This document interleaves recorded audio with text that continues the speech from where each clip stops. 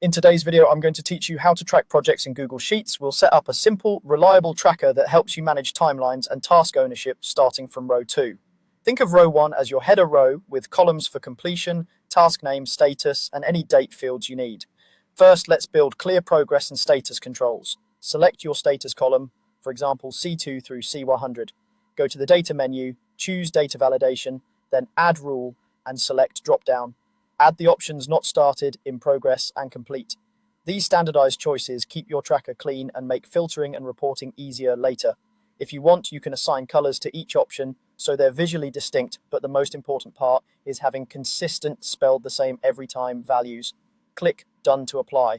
Now select your completion column, for example A2 through A100. Go to Insert, then Checkbox. This gives you a simple, one-click way to mark tasks as finished without typing anything. Next, let's automate task visualization so you can instantly see what's done. Select the task name column, such as B2 through B100. Go to Format, Conditional Formatting, and change the drop-down to Custom Formula Is.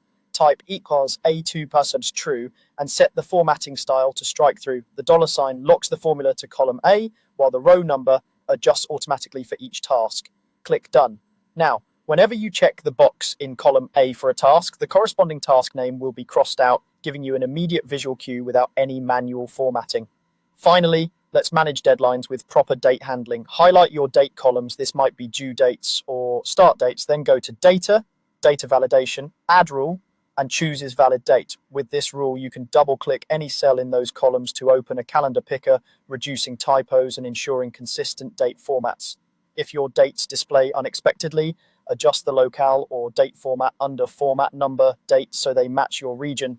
Validating dates also helps with sorting and future formulas because Sheets will recognize them as real dates rather than plain text. A few quick tips as you use this tracker: adjust the ranges like A2 A100 or C2 C100 to fit the number of tasks you have now, and expand them later as your project grows. Keep your headers clear and consistent, and avoid mixing text with dates or statuses. With drop-down statuses, checkboxes, conditional formatting, and validated date fields, you'll have a straightforward project tracker that stays accurate and easy to maintain.